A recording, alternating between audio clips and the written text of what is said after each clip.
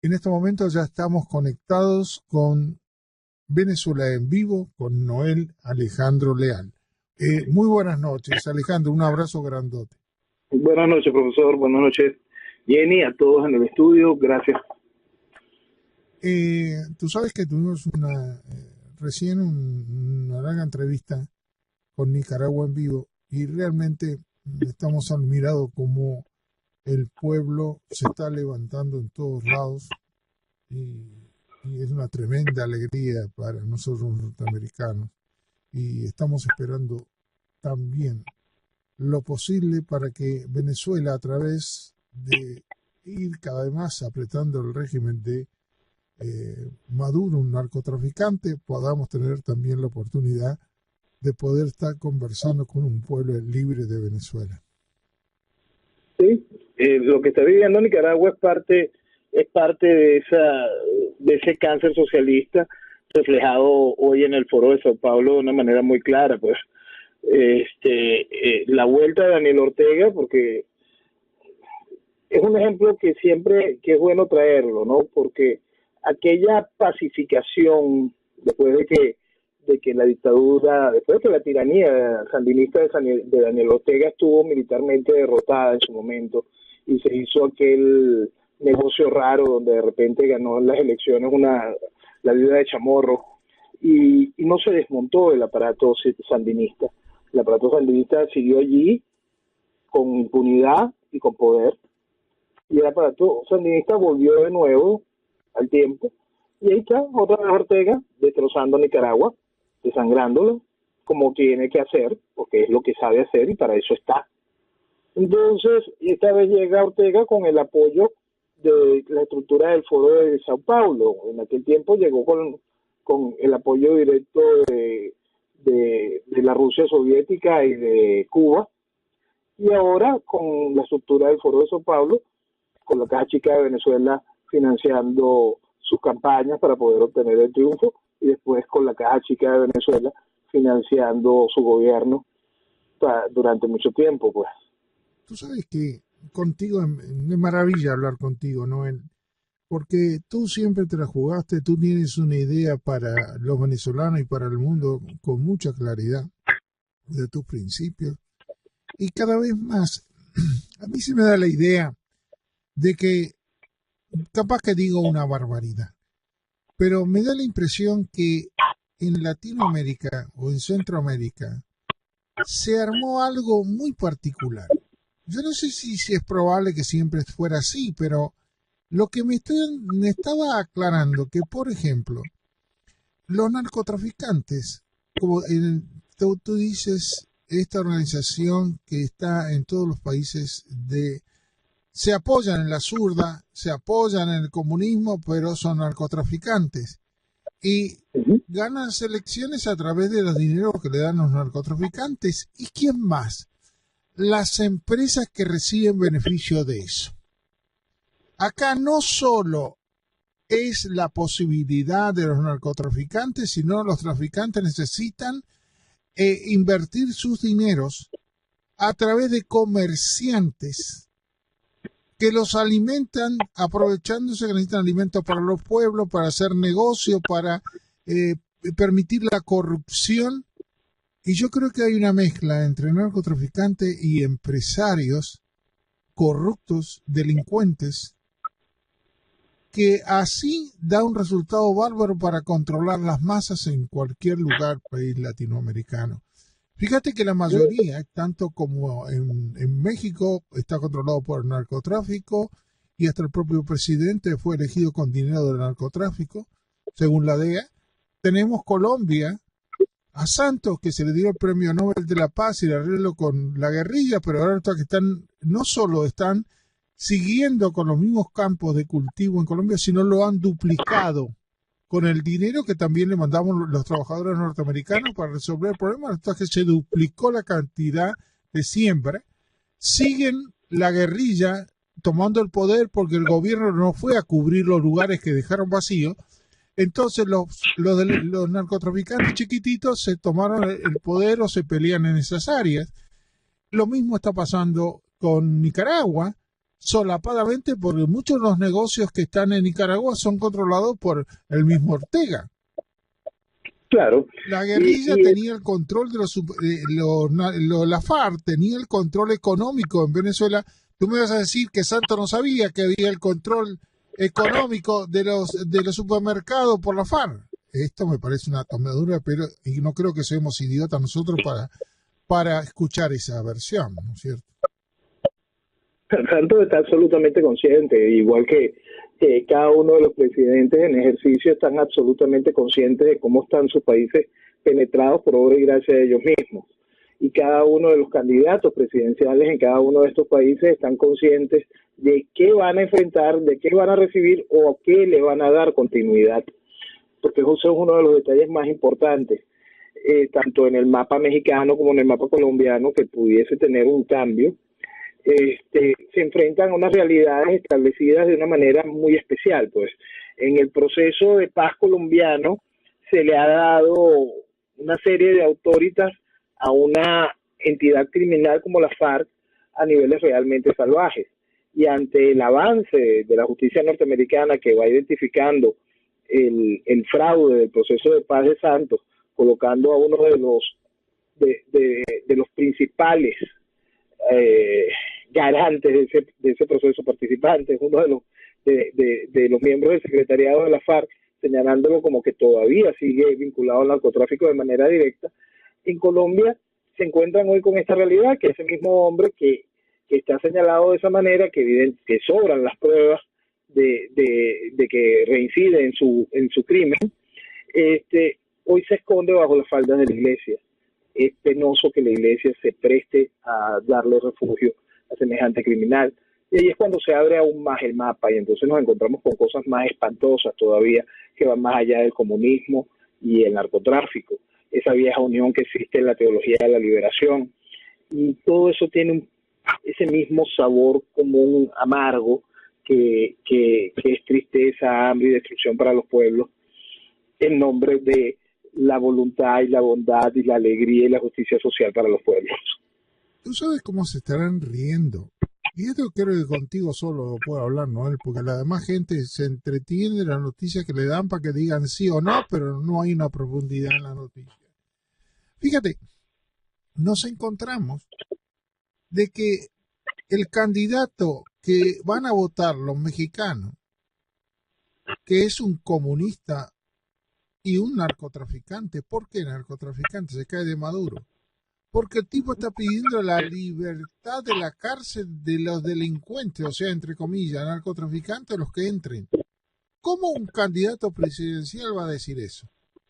Quiere decir que si dice eso, todos los narcotraficantes que están presos le van a dar millones para que sus campañas, o ya se lo dieron, si no, él no podría estar hablando de eso. Increíble. Es increíble como entonces, ¿para qué tenemos los medios de comunicación? ¿Para qué se le va a ayudar a un país cuando aumenta la siembra el doble porque el dinero que se daba era para combatir el narcotráfico? Por eso te digo que esto es más, no es tan más complejo.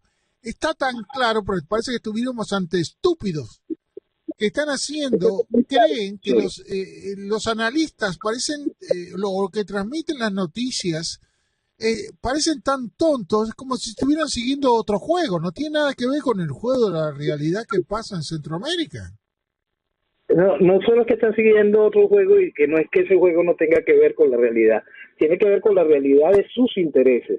Nosotros tenemos años en un proceso, por lo menos en Latinoamérica, muy claro, se ve de manera mundial, donde los medios de comunicación en general están muy fuertemente penetrados por la izquierda.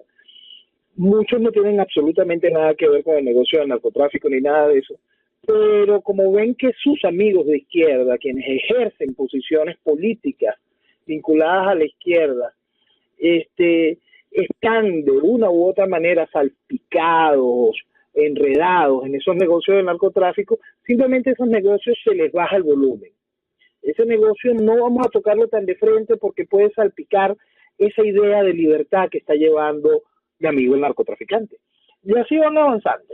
Y así el medio va ridiculizando la verdad, permitiendo que la sociedad se ponga a pensar pendejadas, mientras que la realidad es que van fortaleciendo un proceso de destrucción de las sociedades, un proceso que va más allá del hecho político como tal, porque a medida que el narcotráfico avanza, junto con él avanza la más salvaje corrupción, avanza el proceso donde se desvaloriza la vida por completo. Cuando yo siempre hago referencia de que el socialismo animaliza, es un proceso general, porque cuando entra esta herramienta que hoy va amarrada al socialismo, que es el narcotráfico en la política, ese mismo proceso va haciendo que la sociedad pierda todas las barreras y todos los niveles, y la sociedad se va animalizando, se va haciendo cada vez más en las capas visibles, tan solo se va haciendo vulgar y ordinaria, pero cuando quitamos un poquito de eso, vemos cómo se ha puesto hasta criminal, y criminal con un morbo peligroso. Lo que estamos viendo en el nivel de crímenes que sufren nuestros países, y en particular Venezuela en estos tiempos, es algo realmente para asustar, y forma parte de ese proceso de ir degradando al individuo a cero, llevarlo a algo muy, muy abajo, algo muy, muy malo, donde la gente sienta miedo de todas las personas que tenga a su alrededor, porque todo se pudre, y eso es la garantía del proceso socialista. La garantía del éxito de un proceso socialista es degradar absolutamente todo para poder esclavizar. ¿Y con qué se degrada? Hoy tienen esta maravillosa herramienta que es el narcotráfico como eje y motor principal de su accionar. Yo creo que, fíjate qué interesante, ¿no? Porque uno dice, pero tenemos que hablar de política. No, estamos hablando hablando de política. Claro, pero el generador de esto, por ejemplo, yo me di cuenta en Miami, donde se está deteriorando la situación del tráfico, se está deteriorando la relación con la gente realmente es irrespetuosa en muchos de los lados, aunque hay islas. Lo sorprendente es esto, que acá en Miami hay islas, en particular donde la gente respeta el tráfico, va a 30 millas por hora, nadie levanta la voz. En solamente cruzarse un riacho chiquitito de 20 metros, y del otro lado es un desastre, falta de respeto, suciedad, no hay unas... Y digo, pero ¿quiénes son entonces? Son la gente que habita el área, que están en un mundo separado, más de un tercer mundo, porque tú no puedes pensar el progreso de una sociedad con gente que no respeta su casa ni a los vecinos, ni respeta el tráfico. Eso es la degradación de la sociedad, y aquí la tenemos en Miami. Y los políticos que dicen nada, no saben ni cómo administrar un tráfico que tiene que durar un hombre para ir a trabajar 1 hora y media para irse a solamente unas millas de acá del centro de Miami. Y yo me pregunto, esos son los promotores de la destrucción de un pueblo, porque lo estamos demostrando en el país donde uno va a otro condado cerca de acá, en la misma Florida, y es una maravilla vivir. Y yo entiendo, quiere decir que entonces los que están habitando en esa área son los que están educados de una manera, pero que esa no le vamos a buscar la perspectiva, porque esa perspectiva la gente no cambia. Una vez que tiene 18 años la gente ya no cambia. Y genera hijos iguales. Y entonces, ¿cuál es el futuro de Miami? De la misma manera te diría, la labor de las personas que, como tú, que en tu propio país tiene una mente clara, está generando un movimiento para que ese país tenga futuro. ¿Por qué? Porque están los pensamientos claros, y aquellos que se anotan a eso son aquellos que quieren realmente el desarrollo hacia un mundo que ya está hecho.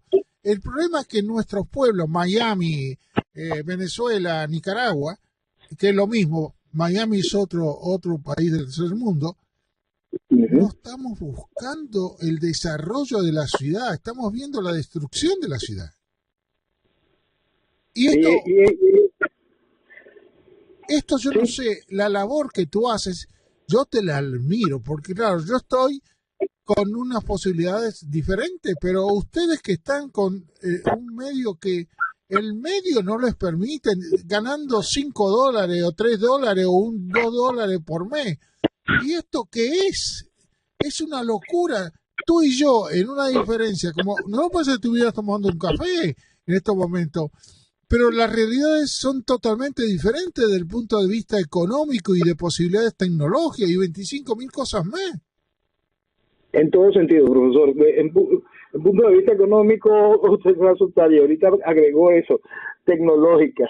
La internet en nuestro país es baja velocidad, realmente deprimente.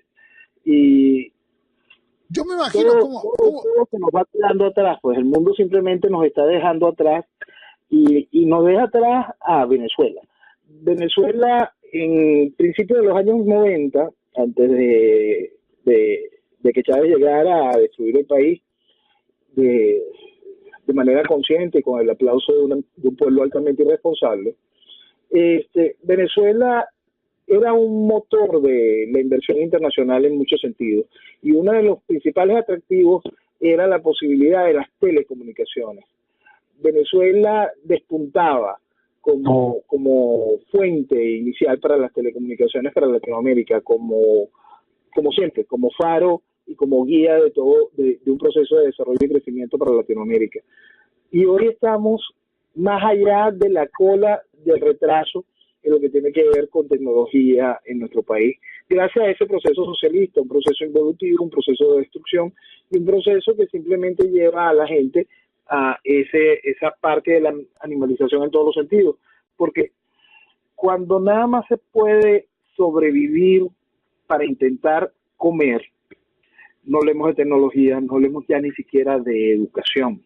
Lo que estamos generando en el país son sobrevivientes desnutridos, malnutridos, que van a generar un gran desastre en la Venezuela del mañana si nosotros simplemente no entendemos que hay que ponerle coto de una vez a la revolución. Fin, acabarla, arrancarla. Y al arrancar a la revolución de Venezuela, es algo que tiene una complejidad adicional, porque es entender que es acabar de arrancar con un pensamiento político que es el que hizo posible el desastre, un pensamiento político que impidió el desarrollo del individuo, que impidió el desarrollo del colectivo con visión de nación, sino simplemente con visión de dependientes del Estado. Y eso es socialismo. Más nada, simplemente que lo que nosotros estamos viviendo bajo el chavismo es el motor de la revolución a máxima revolución, pues más acelerado. Ese proceso, profesor, lleva ahora una nueva alcabala. Vamos un momento a tocar la escena real de lo que está teniendo que vivir Venezuela esta semana. Esta semana, Venezuela, el domingo, si no sucede, si el libreto si el gobierno no se ve la necesidad de corregir el libreto, el domingo se presentará una nueva oportunidad de fraude, una nueva oportunidad para muchos de mentirse y encontrar un refugio donde decir que están haciendo algo, ejerciendo su derecho ciudadano, es decir, colaborando para seguir vistiendo democracia a la tiranía comunista. El gobierno cuenta con el apoyo suficiente, con el colaboracionismo habitual, cuenta con sus caballos de batalla para que la gente jure que existe democracia y que existe algún tipo de posibilidad de alternabilidad gubernamental. El show de la campaña electoral no ha levantado, por supuesto, a la población, no hay entusiasmo alguno. Cada uno de los candidatos hace lo mismo, rellenan con Photoshop las fotos de sus convocatorias, porque cada convocatoria es más penosa que la otra. Todo es vergüenza, todo es una gran mentira, todo es absolutamente falso. Y así va el país, intentando sobrevivir entre ese mar de mentiras en vez de hacer lo correcto, lo único que tiene que hacer. Porque la decisión es una cosa que es muy, muy especial. Hoy estamos frente al hecho de la elección y las justificaciones tanto de los candidatos como de los eventuales votantes, y el mundo y sus decisiones. Una de las cosas que más interesante está pasando hoy es parte de lo que hemos conversado, tanto desde la llegada, la esperada llegada para mí, y la muy beneficiosa llegada y el muy beneficioso ejercicio, espero yo, para Venezuela de la llegada del señor Donald Trump a la presidencia de los Estados Unidos. Lo que nosotros hemos visto en estos 15 meses de gobierno de Donald Trump es mucho de lo que uno esperaba en el derecho internacional, lo que uno vio en Siria, lo que uno está viendo con respecto a Corea del Norte, lo que uno está viendo en lo que se ha ido planteando hacia lo que es la situación venezolana.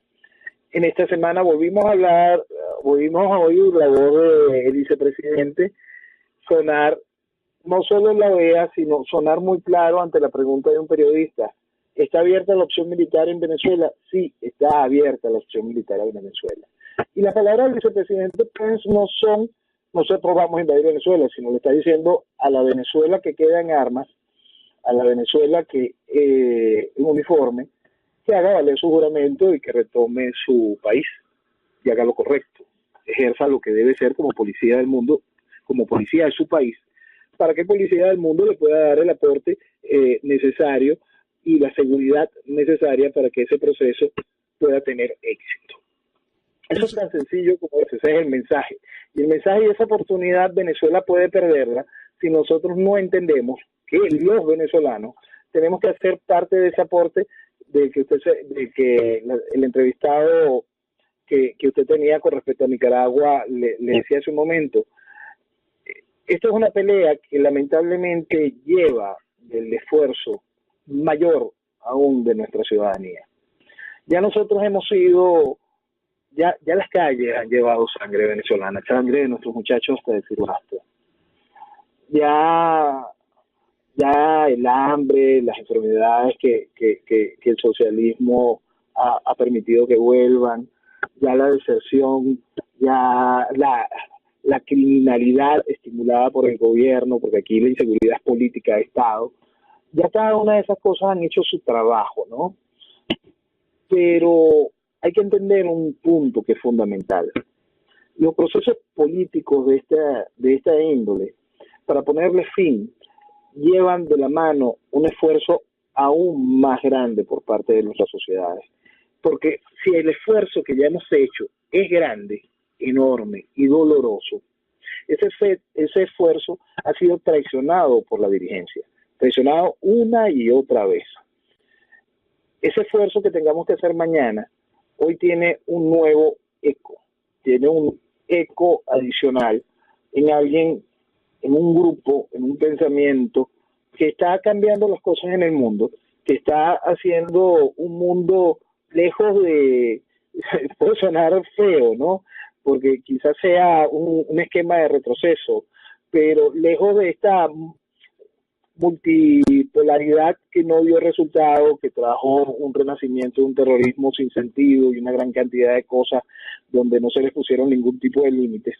Y estamos otra vez ahora llegando a un tipo de posibilidades donde tres naciones van a intentar poner orden en el desastre. Y entonces, tres naciones que lucen antagónicas, pero cada una está intentando poner orden en su parcela. En la parcela a la que están obligados a poner orden. Porque el mundo se había puesto de cabeza. El mundo está de cabeza. Y eso no puede seguir sucediendo.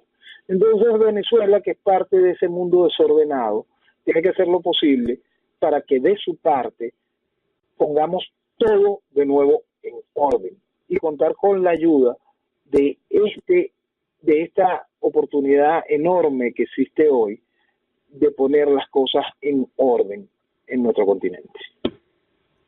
Tú sabes que nos toca vivir un momento muy particular. A ti de una manera maravillosa en el sentido de que yo te veo y te admiro de una manera muy buena, igual que a Cristian, peleando en una sociedad que para poder ponerla de alguna manera a correr a los tiempos que están funcionando. Ahora, mi querido Noel, alguna vez a mí, entre todo esto, me siento tan orgulloso de tener la amistad de ustedes y poder compartir con ustedes la vida, ¿no? En algún momento, estos momentos que compartimos y la maravilla que nos puede estar pasando, porque como te decía hace un ratito, son dos formas de vida totalmente diferentes, abismales, en el sentido económico. Pero sin embargo, estamos charlando, estamos buscando lo mejor. Estamos buscando no la noticia, estamos buscando el futuro de los hijos de esas personas que todavía no se dieron cuenta que están siendo manejadas como ganado por narcotraficantes y por empresarios que les conviene que esos narcotraficantes tengan ahí porque le da el dinero para los votos, le da el dinero para mantenerse y hacerse millonario. ¿Y el pueblo qué? ¿Qué son el pueblo? Son una manada que son manejados de una manera, una forma económica, las otras en forma de no explicarle lo que está debajo de la mesa, solamente leer la noticia. Porque fíjate que muchas veces una noticia, yo puedo estar hablando de una noticia, por ejemplo, de Trump, y puedo decir, claro, el hombre está haciendo una cosa buena, pero era un loco, ¿eh? Tú sabes que antiguamente dijo dos o tres cosas y se deshizo. El propio periodista termina el comentario con motivar a la gente que le escucha. Acá pasa con muchos canales de televisión y radio que cuando termina, como son de izquierda aparentemente, o son países, son direcciones que maneja el tercer mundo, destruyen lo que hay en Estados Unidos. Y fíjate que la realidad en este momento, como si hemos hablado en la primera media hora, Trump recuperó todo el nivel que tenía y va a ganar las elecciones de vuelta si hubiera sido una elección en Estados Unidos, y a su vez nos hace respetar, pero poniendo las cosas en su lugar. Poniendo orden. Y como te digo, qué maravilla, ¿no? Poder existir. Yo como norteamericano me siento tan orgulloso y tan orgulloso de poder compartir con ustedes porque ustedes están buscando lo mismo. Están buscando defender sus patrias, defender a aquellos que viven alrededor de ustedes para poder tener una mejor vida en los futuros hijos, porque a todos nos tocará seguir luchando en un mundo boscoso y sucio, pero realmente el futuro hay que hacerlo, no te lo van a regalar. Hay que hacerlo, profesor. Eso es tan claro, usted lo acaba de decir de una manera muy expresa. El futuro hay que hacerlo. Y en el caso de Venezuela contamos con todas las herramientas para hacerlo. No podemos seguir delegando nuestro futuro a quienes buscan solamente la destrucción de nuestro país. Tenemos que aprovechar las oportunidades y hoy se marca una oportunidad maravillosa. El mundo nos está mandando una serie de señales muy claras, realmente evidentes. El mundo ha tomado una serie de decisiones que favorecen notablemente nuestra oportunidad de cambiar las cosas y de ir hacia adelante. De ir hacia adelante en muchos sentidos, profesor, porque la oportunidad que tenemos hoy de darle un vuelco total a nuestro sistema económico debido a que quedó en ruinas. La oportunidad que tenemos hoy de darle un vuelco total a nuestro sistema político, gracias a que toda la estructura política del país está absolutamente deslegitimada. Se le han visto las costuras. Todo el mundo mostró su cara socialista, todo el mundo mostró su incapacidad de ejercicio tanto administrativo como de ejercicio político. Todo el mundo mostró que el real desinterés por solucionar el problema, y mostraron una cosa terrible también, falta de amor por Venezuela. Entonces, todo eso quedó ya claro para gran parte del país.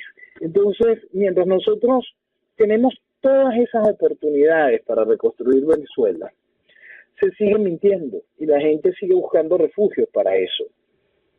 Es importantísimo que la gente deje de mentirse, que afronte su realidad. El proceso comunista que está viviendo Venezuela no es algo nuevo. Tiene muchísimo tiempo penetrando todo, penetrando hasta el máximo todas las instituciones y sobre todo las instituciones educativas de nivel universitario, que es en donde han hecho mucho más daño. Entonces, allí nosotros tenemos que poner un ojo muy especial en lo que tiene que ser la reconstrucción de Venezuela. La reconstrucción de Venezuela tiene un sentido. Primero, el orden. Segundo, el desarrollo, la estabilidad, el progreso, la libertad. Quien quiera hacerlo de manera distinta, quien quiera cambiarle los vagones a ese tren, va a hacer que el tren se descarrile. Puede sonarle feo a la gente, pero nosotros tenemos que entender que el país ha sido terriblemente irresponsable, salvajemente irresponsable. Y eso de una manera u otra lo tenemos que corregir. Nosotros tenemos que hacer un gran acopio de nuestras fuerzas para imponernos nosotros mismos orden, amor por Venezuela, que eso nos traerá orden, porque ahí vamos a empezar a rechazar todo el que haga daño y vamos a señalar todo el que quiera volver con la mentira. Porque no es posible que a estas alturas del país, del partido, de lo que está viviendo Venezuela, alguien se atreva a reivindicar algo de lo que hizo un criminal como Hugo Chávez. No es posible que frente a esta realidad, ese par de payasos que hacen de principales candidatos presidenciales, lo que promuevan sea más populismo y más socialismo, y que eso le genere algún tipo de simpatía en la cabeza de alguien. Ese nivel salvaje de responsabilidad tiene que ser desechado y puesto a un lado. Basta ya de eso. Y lamentablemente, regularmente, en estos procesos, cuando se pone fin a una tiranía como la que estamos viviendo, viene ese proceso de fuerza que hemos comentado. Ese proceso de fuerza, espero yo, que se encargue de hacer que el país, hacer que el individuo se haga respetar. Eso es el principal punto. Cuando el individuo se empieza a respetar a sí mismo, el individuo entiende que fue víctima de un proceso que lo volvió esta piltrafa, que este proceso volvió y utilizó nuestra bandera como coleto, que este proceso llegó para destruir y que contó este proceso con la colaboración de quienes se vistieron de oposición. Que este proceso que ha vivido Venezuela durante todos estos años fue premeditado, que no fue un asunto casual, que toda esta realidad que nosotros que estamos pasando hoy es tan sencilla de comprender, tan evidente. Ahora, que cuando nos alejamos un poquito y vemos esa fotografía completa, nos ayudará muchísimo a entender lo fácil que es reconstruirla, lo fácil que es hacer de Venezuela el país que se merecen nuestros hijos. Ahora, te hago una preguntita. Según las estadísticas externas que yo tengo, no hay estadísticas, no sé si tú tienes algunas estadísticas, pero yo para aclarar un poco el panorama. Tenemos que Falcón debe tener el 16% de apoyo, ponémosle. No, profesor, eso... Falcón no pasa... Pero déjame poner una cifra para tener una idea. No pasa ni el 5% del país, ponerle más es mucho. Ok. Tenemos que el apoyo de Maduro andaría por el 6%, o el 6,9%. No, este puede estar un poquito más porque hay un apoyo de chantaje. El apoyo de chantaje se cuenta, eso hay que contarlo, es una realidad, pues. El apoyo de chantaje existe y eso yo no lo puedo quitar y decir que no existe como tal. Hay un chantaje real, hay una gran cantidad de gente que tiene miedo y disfraza su miedo de entusiasmo político y ese miedo no es otra cosa que miedo. Pero para tener una idea. Como apoyo, póngale usted un 10%. Ok.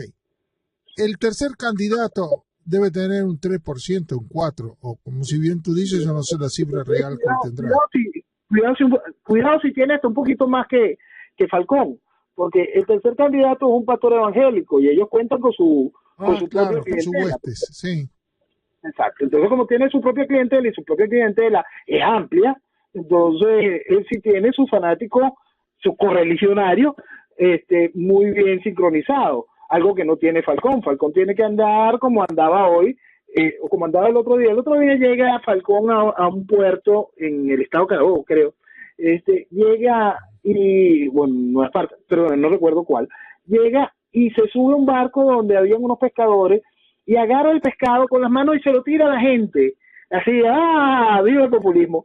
Hoy lo hizo con dinero. No sé de dónde habrá sacado efectivo, evidentemente se lo tuvo que haber dado al gobierno porque efectivo no hay en el país. Entonces agarró billetes y los repartió por las calles de Guacara, en el estado de Carabobo precisamente, para que la gente fuese a uno de sus mítines hoy, donde no llenaron ni un cuarto de una calle pequeña, pues. Entonces, todo este ridículo y todas estas mentiras y toda esta salvajada, si usted lo resume completico, entre estos tres cánceres no llegan ni siquiera al 20% de la decisión del país.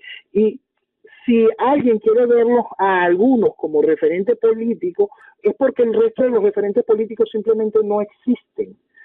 Porque si algo hizo muy bien la revolución con toda la estructura de la oposición, fue acabar de minar cualquier referente político y no dejar que existieran alternativas, no dejar que brillase absolutamente nada que ellos no pudiesen controlar. Y es algo que hicieron desde el inicio. El primer candidato que le pusieron a la gente para enfrentar a Hugo Chávez fue el compadre de Hugo Chávez.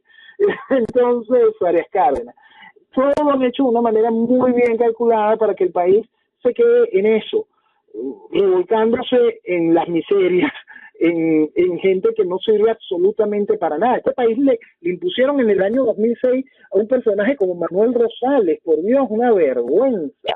A este país se burlaron tanto de él que en el año 2012 le pusieron a Capriles, y el principal analista político y gerente de estrategia en el país, supuestamente asesor de la oposición, le dice al país, bueno, tenemos a este candidato, el flaquito, como le dicen, que se enfrenta a un titán, Hugo Chávez. De una vez está diciendo al país, mira, todo está hecho para que Chávez gane, no importa lo que suceda. Van de una vez lubricando la mentira y la gente la va aceptando y preparándose para ser violada con esa mentira. Han abusado de la gente como les ha dado la gana y se siguen burlando de la gente siendo esa asquerosa minoría. Porque yo vuelvo a un ejemplo básico de lo que es la voluntad y el desarrollo de la gente en la calle. En el año 2004, para el referéndum revocatorio del año 2004, la oposición decidió salir en un solo día en todas las principales ciudades del país. Y en todas las principales ciudades del país abarrotaron de gente las principales avenidas en una manifestación política de respaldo a poner fin a esta desgracia. A esta desgracia la gente creía que encontraría la vía a través de un proceso manipulado por una estructura de fraude que fue la que dio luz al proceso automatizado del año 2004. Pero la gente se volcó a las calles en ese proceso, se volcó de manera democrática en un proceso de campaña electoral. Y en ese proceso, profesor, todo el país se paralizó un día con 24 movilizaciones, una en cada estado, en las principales avenidas del país. Mientras que Hugo Chávez en aquel entonces, cuando se le decía que tenía el mayor poder, y después el CNE se encargó de hacerlo así en el referéndum revocatorio, pintar todo de rojo, para poder ganar la avenida principal de Caracas, Hugo Chávez tenía que traer autobuses. Pero al país le seguían mintiendo. Y la oposición se encargó de mentirle al país, de seguir vistiendo de democracia Hugo Chávez, de seguirle diciendo que contaba con altísimos porcentajes, de seguir diciendo que participaban millones y millones en cada elección. Lo cierto es que el músculo político electoral del chavismo quedó claro en el año 2005 cuando la oposición llamó a abstenerse y participó mucho menos del 20% en aquel momento. Mucho menos del 20% de solo los fanáticos del chavismo y de los ya chantajeados para el año 2005 fue lo que fue a votar en esas elecciones en aquel momento. Esa es la realidad del músculo electoral del chavismo desde entonces hasta ahora, que simplemente ha ido, por supuesto, en disminución frente a la desgracia de lo que han sido los años de gobierno del chavismo. Yo, para seguir desde el momento de nuestra realidad, de la realidad del hoy en día, siendo la 1:45 de la mañana en los Estados Unidos, yo diría que la mejor arma que tú pusiste es que el vicepresidente de los Estados Unidos, mi vicepresidente, dijo que la alternativa militar no está descartada, que es la única manera de sacar a estos delincuentes con miles de dinero y miles de dinero que produce el propio país. Y ellos están alimentando a Venezuela y a Cuba. Yo no sé cuándo se darán cuenta que no hay otra alternativa que darle armas o generar personas que hagan la revolución dentro de Venezuela, y apoyarlos o directamente hacer algo, porque esto está trayendo el caos también para los Estados Unidos. Estados Unidos no es independiente de lo que pasa en Venezuela. Y te voy a explicar por qué. Venezuela es el foco de donde todos los delincuentes, narcotraficantes, empresarios, ladrones, están puestos todo ahí, y a su vez Venezuela le da el amparo a todos los terroristas y dándole pasaporte a todo el mundo a los terroristas, y está trayendo a los chinos y a los soviéticos a tomar una posición de un país que es el único que genera sus propias riquezas sin necesidad del exterior ni importar nada. Yo no sé cuándo mi país, en los Estados Unidos, y creo que Trump estará pensándolo, no tengo la menor duda, mira lo que le estoy diciendo, de que hay que hacer una intervención. ¿Le guste al mundo o no le guste? Ese es un problema del mundo. Lo que yo tengo que mirar es qué consecuencias me va a traer ese país a mi país. Por interés, no estoy hablando ni por amigos, ni por amistad, ni que me interese el pueblo venezolano. Por el interés de los Estados Unidos. Es el interés de los Estados Unidos y el interés de la visión político-comercial de un hombre como Donald Trump. Correcto, ahora, ¿qué va a esperar? Es un negocio maravilloso. Y eso, para eso hay que entenderlo con la mentalidad de cómo se entiende la vida. La vida se entiende en base al bienestar.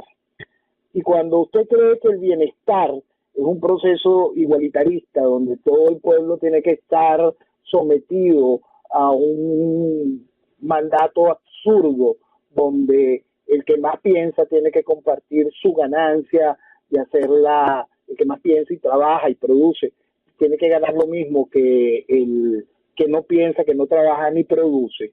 Cuando usted cree en procesos igualitaristas, por supuesto va en contra del bienestar de una sociedad. El vivir de una sociedad va con una visión comercial, por más que a la gente no le guste. El vivir y el crecer de una sociedad va en base a una sociedad de consumo, porque esa sociedad de consumo se vuelve productiva, esa sociedad de consumo se vuelve atractiva, se vuelve amable en pro de que el consumo siga funcionando, se vuelve cada vez más eficiente en pro de que el consumo siga siendo atractivo. Si la sociedad de consumo no existe, usted lo que encuentra es una sociedad que se apaga, una sociedad que se embrutece, una sociedad que se entristece y se deprime. Entonces la visión comercial que aporta hoy Trump al mundo en su visión, entiende las oportunidades de negocio que representa una Venezuela libre y en desarrollo. Ahora, fíjate, si nosotros no se atacan a estos narcotraficantes tomados en el control, apoyado por Cuba, que le conviene para que le regalen las cosas, le está dando el apoyo ahora a México. Maduro le estará haciendo miles de cosas para apoyar a que Obrador gane. Sí. Porque pone en jaque mate a Santos también. Entonces yo esta pregunta, ¿cuándo nosotros empezamos a pensar en realidad, no en ser buenísimos? Acá no es cuestión buenísima, estamos ante mafias delincuenciales y drogadictos destructivos en Latinoamérica que basta de palabras. Acá ya no hay palabras, tú miras, está bien o está mal. A mí no me importa un pepino si está bien o está mal. Acá hay que defender tu país y Estados Unidos tiene que defender que estos narcotraficantes, tanto venezolanos, tanto mexicanos y tanto en Venezuela en este momento del poder, están destruyendo a los Estados Unidos porque se están aprovechando. Y si me aprovecho, tengo que defender mi país. Y esa es toda la gracia. Nosotros tenemos que entender lo que hemos perdido.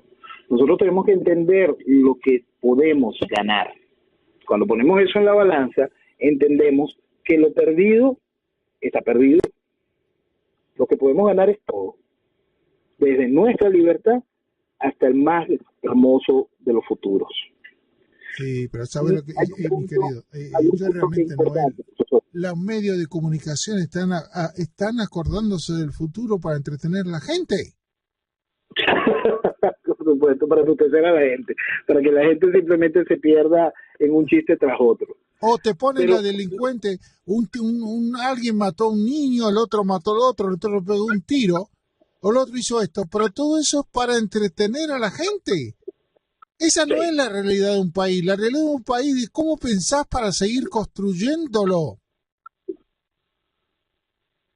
cuando un país como Venezuela llega al jaque que estamos viviendo, lo único que tenemos que pensar es no cómo seguir construyéndolo, sino cómo parar la destrucción. Esa tiene que ser nuestra primera visión. Nosotros, ¿cómo paramos la destrucción? Poniéndole fin al socialismo. ¿Cómo nosotros conseguimos libertad? Poniéndole fin al socialismo. ¿Cómo hacemos futuro? Poniéndole fin al socialismo. Entonces, ese es el primer paso que nosotros tenemos que hacer. Pues nosotros tenemos hoy una gran deuda pendiente, una deuda enorme, profesor. Una deuda enorme y mañana, bueno, hoy domingo, es un día donde esa deuda se hace apretada. Pues en Venezuela, este domingo es domingo Día de las Madres. Y nosotros tenemos una deuda inmensa. Porque muchas madres ya dejaron a sus hijos en la vida, en la lucha, en la pelea. Muchas madres tienen a sus hijos afuera. Están lejos de ellos. Y son Muchas miles y madres miles. tienen miedo hoy porque sus hijos están enfermos o con hambre.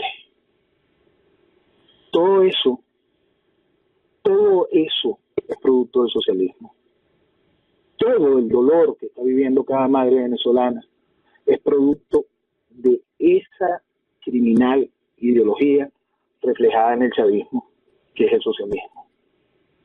Basta ya.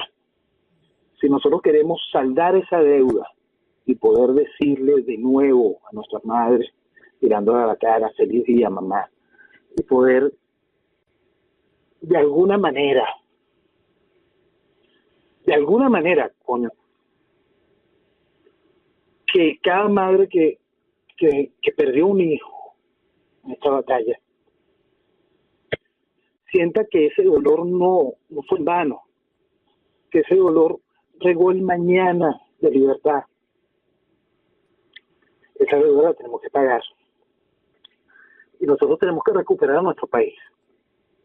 Este país lo vale, carajo. Y entonces, si nosotros entendemos eso, y afinamos la puntería, y dejamos de pensar tonterías, y aprovechamos la inmensa oportunidad que tenemos hoy como venezolanos, donde ya todas las caretas se perdieron, donde ya no existe posibilidad de refugio alguno, el dejar de mentirnos, el entender la oportunidad que tenemos para construir este mañana desde ya, porque si no empezamos hoy, esta terrible situación que estamos viviendo solo va a empeorar y empeorar. La oportunidad de ponerle freno hoy no es que mañana, listo, ya estamos bien, sino que paramos el desangrar, le ponemos un torniquete a este desangrar y empezamos la operación para la reconstrucción, para poder volver a poner a caminar a este cuerpo, para poder hacer de nuevo Venezuela, Venezuela.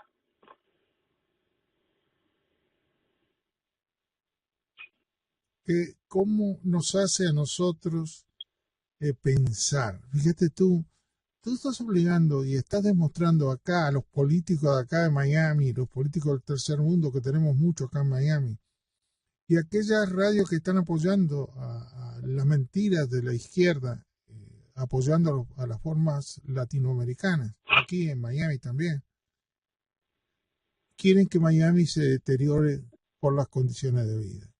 Realmente, yo creo que nos estás dando una lección. Tú estás dando de tu país, ganando $4 o $5, que para nosotros es un plato de comida menos. Un plato de comida vale 7, 8 pesos. Si te sientas, vale 10, 12 pesos en cualquier restaurante acá.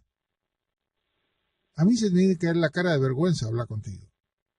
¿Me entiendes? ¿Con qué justificativo yo hablo con Daniel Alejandro Leal de esta manera y puedo ponerme a su nivel? Yo no puedo ponerme a su nivel. Yo te pido disculpas, ¿no?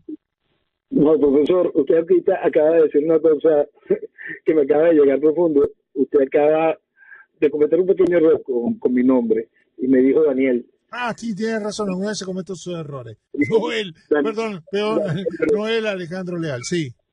Él es el nombre Es el nombre de mi hermano que falleció ya hace muchos años.